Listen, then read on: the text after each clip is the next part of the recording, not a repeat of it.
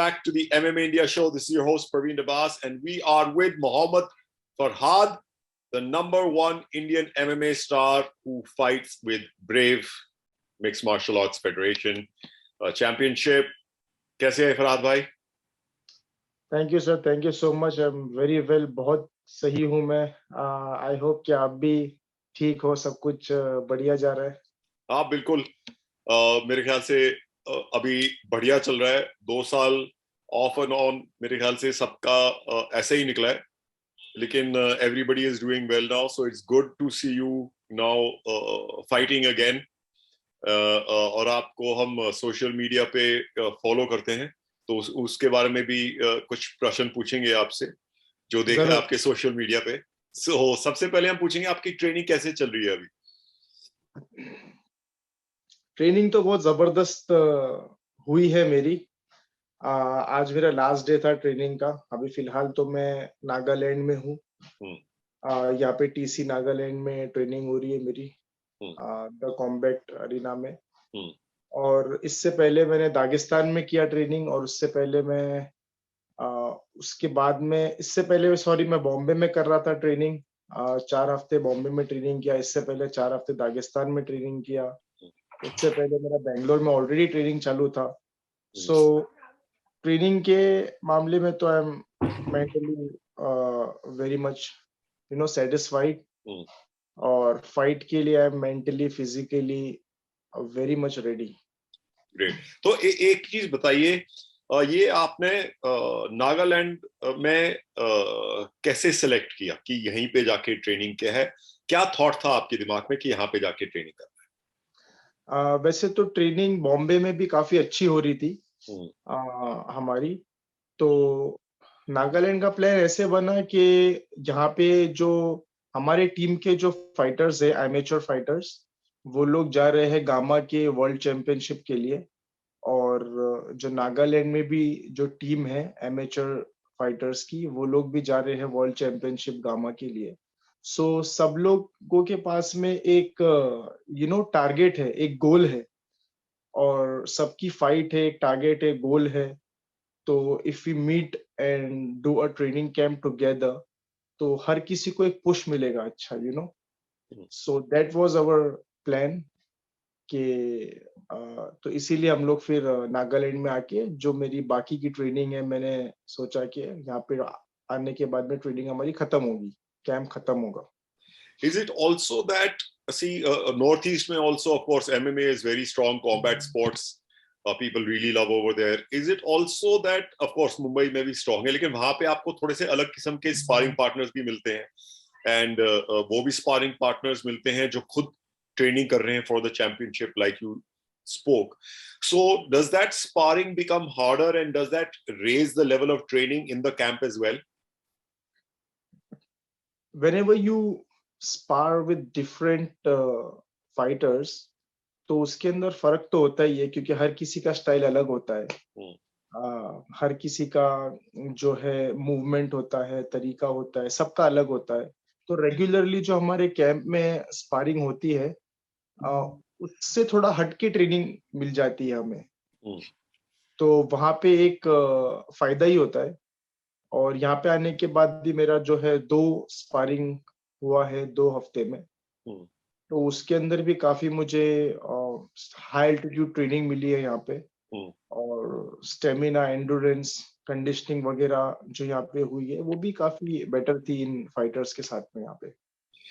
तो एक मैं आपको टेक्निकल क्वेश्चन पूछना चाहूंगा कि जब आदमी कैंप में होता है और ट्रेनिंग कर रहा होता है किसी एक अपोनेंट के लिए, उसके लिए जरूरी होता है कि जो स्पारिंग पार्टनर हो ऐसा चूज करे जो अपोनेंट के जैसा हो थोड़ा सा, या अलग अलग पार्टनर जिसमें हर चीज के लिए वो तैयार हो, या दोनों चीजें करनी चाहिए?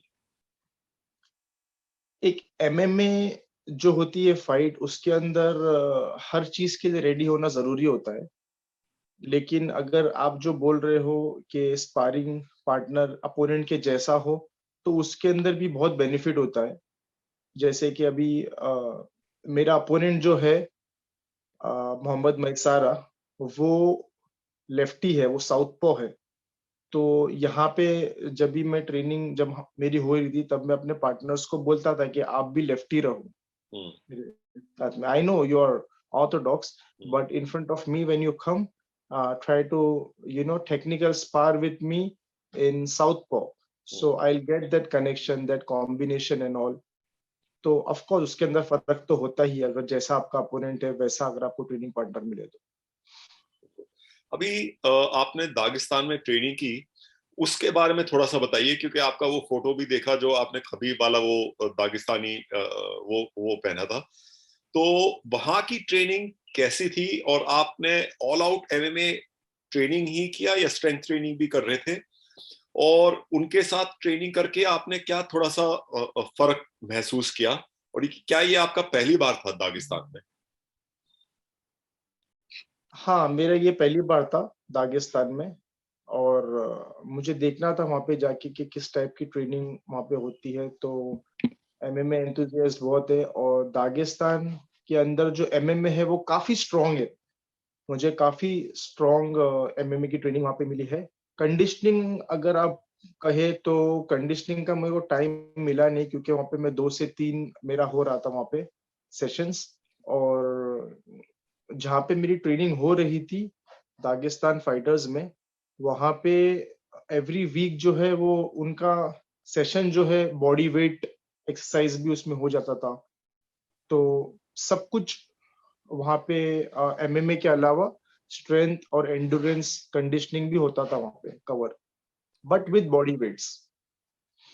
तो आपको ट्रेनिंग जो बाकी जगह होती है, क्योंकि आपने ऑफ कोर्स मेरे ख्याल से थाईलैंड में भी काफी बार ट्रेनिंग की है, दागिस्तान जी में जो ट्रेनिंग है वो कैसे आपको अलग लगा बाकी जगह से? Because of course they have produced some of the very best MMA fighters in the world, especially with their ground game.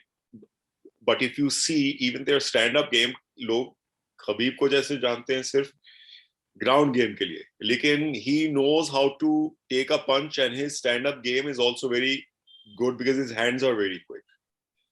If you see correct. even the game with Conor, he was the one who was almost able to knock him down. So ये training में क्या फर्क नजर आया आपको बाकी जगह से? आप बोल सकते हो कि इनका जो ग्रैपलिंग है वो काफी स्ट्रांग है दागिस्तानी फाइटर्स का। और दागिस्तान में भी अलग अलग जो है कैलिबर के लोग हैं, बट नेचुरली इनका स्ट्रेंथ भी काफी अच्छा है और टेक्निकली काफी स्ट्रांग है। बिकॉज वहां पे मैंने एक चीज देखा कि वहां पे जो उनकी माएँ है वो बचपन से बच्चों को लेके जाती है और छोड़ती है स्कूल में, मार्शल आर्ट स्कूल में, कि you have to go and train. जैसे हमारे इंडिया में होता है कि हमारे पेरेंट्स हमें एजुकेशन के पीछे ध्यान देते हैं कि, और जॉब्स के और बिजनेस के यहाँ पे हमारा ध्यान होता है। वहाँ पे उनके माँ बाप का ध्यान होता है कि मेरा बच्चा मार्शल आर्ट सीखे।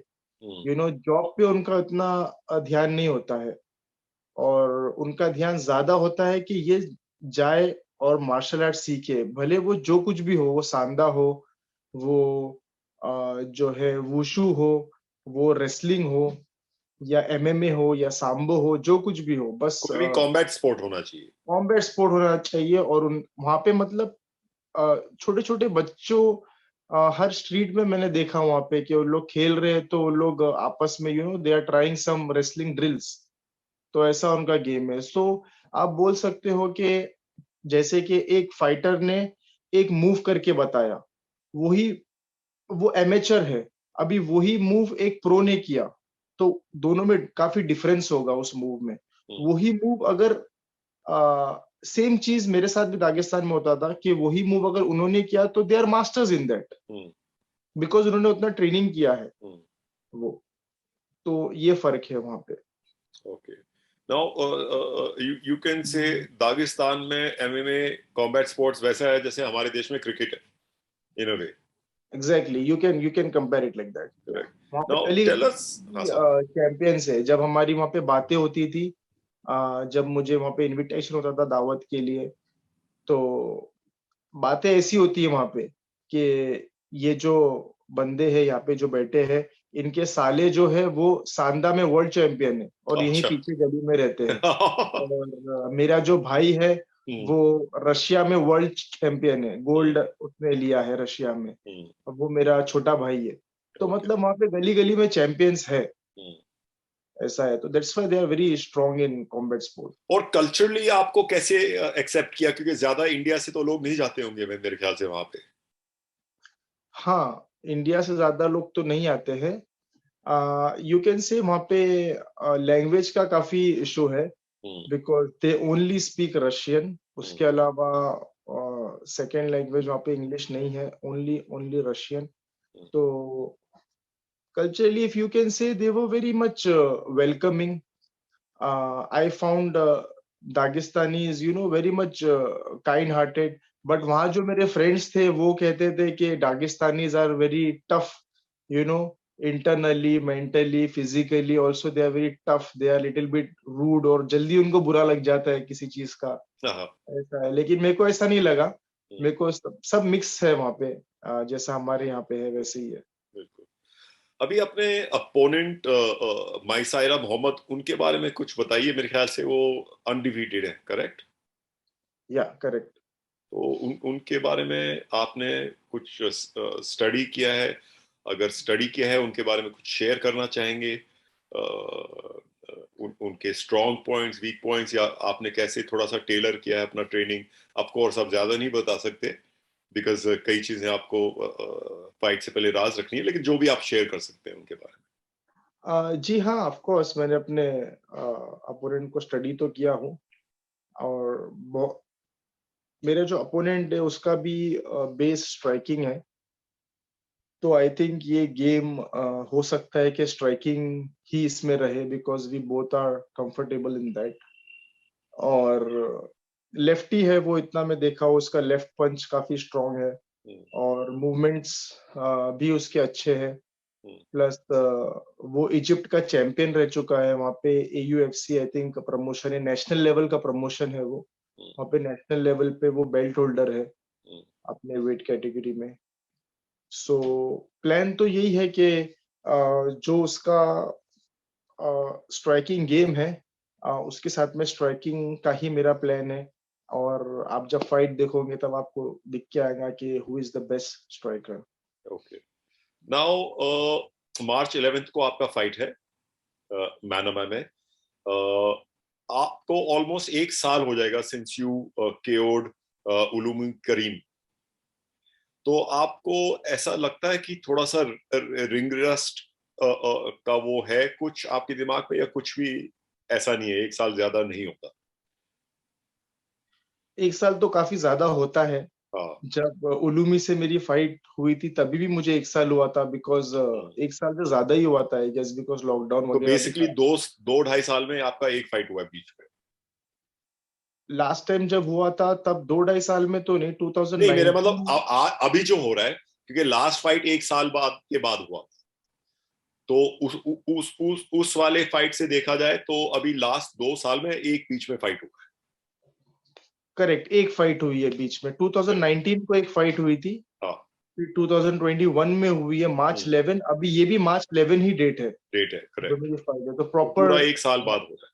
पूरा 1 साल बाद में वही सेम डेट ब्रेव का इवेंट हो रहा है। और हाँ, रिंग रस्ट अगर आप बोल सकते हो तो ऐसा नहीं है। अगर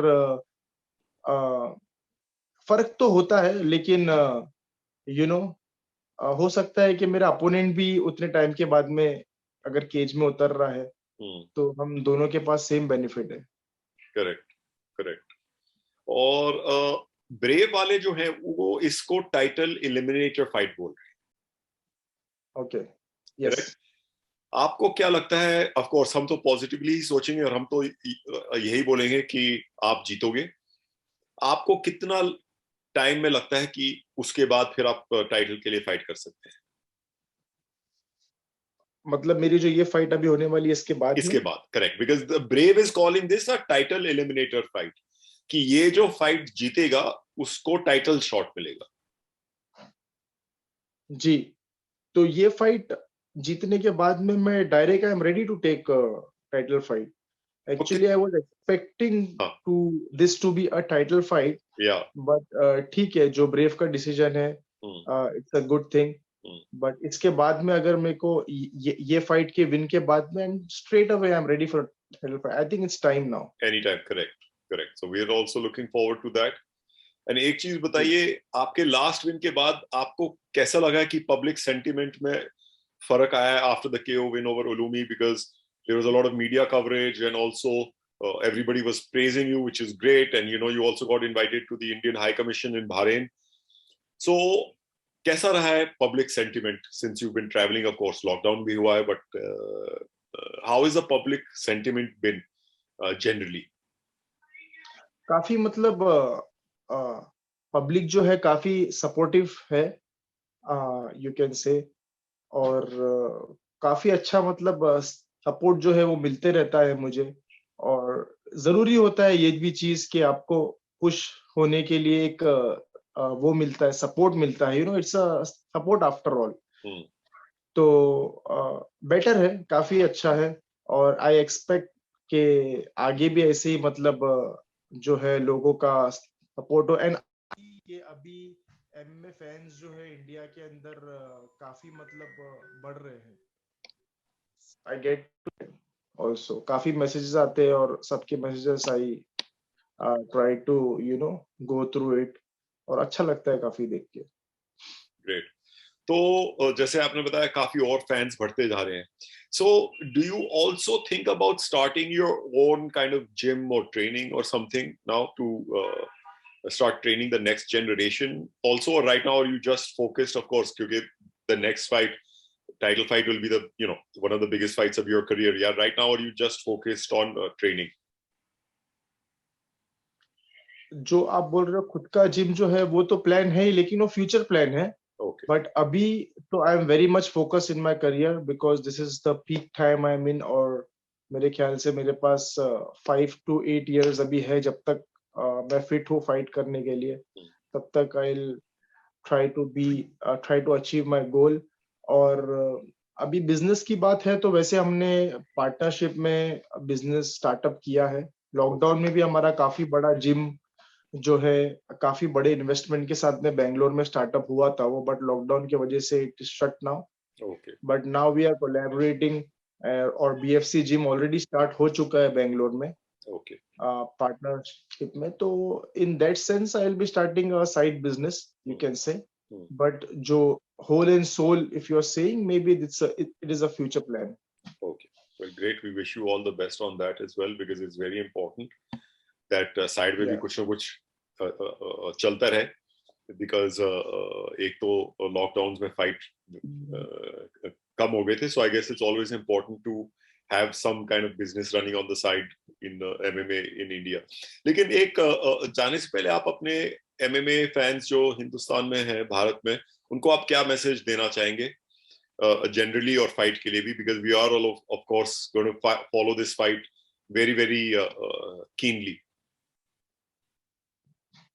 आई होप कि जो MMA फैंस इंडिया में उनका सपोर्ट जो है वो ऐसे ही रहेगा. और आगे के जो आने वाले जो जनरेशन है उनके लिए भी मैं चाहता हूँ कि इंडियन MMA का सपोर्ट जो है वो बहुत मजबूत रहे. बिकॉज इंडिया के अंदर अभी मैं काफी इम्प्रूवमेंट देख रहा हूँ. तो अगर उनको भी इसी तरह से जो है अगर सपोर्ट्स वगैरह मिलेगा तो हमारा इंडिया जो है वो एक होके we will go forward, it's like that. So I don't want groups divided. ऐसा है, I want everybody to unite. That's why मैं भी हर किसी के जिम में जाता हूँ. अब मैं नागालैंड में आया हूँ कैंप के लिए, इसीलिए because we want to keep unity. वैसे ही हमारा इंडिया जो है वो आगे बढ़ेगा. और ये चीज मैंने दागिस्तान में भी देखा हो. There are thousands of gyms और मैंने देखा हो कि उन सब जिम्स में बहुत अच्छी यूनिटी है. कभी फाइटर्स जो है वो इस जिम में भी दिख जाते हैं, वहां पे भी दिख जाते हैं, लेकिन इंडिया में ऐसा नहीं होता है. इंडिया के अंदर अगर आप देखोगे एक ग्रुप है तो वो उसी जिम में उनकी ट्रेनिंग होती है. They don't go out. अगर तुम बाहर जाके भी अगर ट्रेनिंग ले रहे हो, अगर अलग अलग जिम्स में, जैसे कि अभी हम बॉम्बे से नागालैंड में आए, so we got different training partners, sparring partners, so we improve in our game. अभी यहाँ पे नागालैंड में भी एक आज स्पारिंग हुआ है. It was like a gym sparring fight, it was like a gym fights. तो उसके अंदर भी जो है 2 जिम आके they are building a community. यहाँ पे जो किरमिली मेहता है, यहाँ के जिम के ओनर है, he is trying to build a community where fighters come at one platform and then they fight. Maybe I don't know what his plan is. Maybe once in a month or once in a week. Uh, ऐसा कुछ है, तो I think that's a very good thing. Great. Of course, I understand what you're saying क्योंकि वो जो अलग-अलग group हैं, अलग-अलग जो फेडरेशन है वो देखे हमने. But we do hope that everybody starts working together even more closely because, like you rightly said, बाहर जो है वो सब साथ में है, चाहे अलग-अलग जिम भी हो. Sometimes they train at other gyms, this and that, and they help each other. So I think that spirit needs to increase in our country more if we are to raise the level of MMA in our country more. Of course, वो एक अलग discussion भी है क्योंकि बहुत बड़ा और लंबा discussion है और उसके ऊपर हमने पहले भी बात किया हुआ है, तो अभी इसमें हम ज्यादा नहीं छेड़ेंगे. But thank you so much, Mohammed bhai, and we are really looking forward to your fight and all the very, very best for it. Always lovely talking to you and all the very best from MMA India show and all the Indian fans in India. Thank you so much, Praveen sir. I'm so glad I'm having such a huge support from you, from MMA India show, the first talk show in India. And I hope you keep supporting us the same way in future also. All the time. All the time. जैसे आपको मालूम है, हमेशा हम बोलते हैं ये platform है एथलीट्स के लिए to reach out to the maximum people and to grow MMA in the country. So thank you again for joining us, and we will talk to you soon after you win. And Manama, Brave वालों ने invite किया है मुझे, and let's see if I can make it or not. I'm trying to see, so hopefully let's see if I'm able to make it. Then I will see you an interview over there itself. Sure, we'll meet there. I'll be really glad to see you there. Great. Thank you so much, Mohammed bhai. Bye-bye. Thank you everybody for tuning in. This is Praveen Abbas speaking to Mohammed Farhad bhai, who's fighting on March 11th in Manama, Bahrain for Brave. Take care. Thank you. Jai Hind. Take care. Jai Hind.